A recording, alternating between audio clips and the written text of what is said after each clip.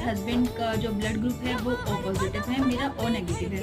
तो उन्होंने कहा कि आप मतलब आपको कुछ इंजेक्शंस वगैरह भी लगवाने पड़ेंगे और आपकी नॉर्मल डिलीवरी नहीं होगी, क्योंकि ये हमारे में कुछ था, दिक्कत थी, क्योंकि वो ओ पॉजिटिव है, मैं ओ नेगेटिव हूँ।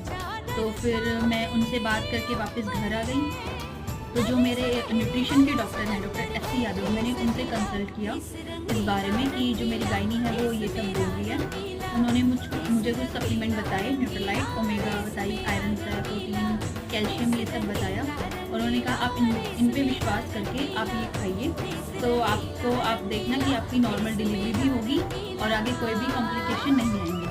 तो उन्होंने जो मुझे सप्लीमेंट बताए वो सब मैंने लिए और वो लेने के बाद आज मैं बिल्कुल हेल्दी हूँ। मेरा बेबी भी 3.5 किलो का हुआ था, वो भी बिल्कुल हेल्दी है और मेरी नॉर्मल डिलीवरी हुई जैसा कि उन्होंने मुझे बताया था। तो थैंक यू डॉक्टर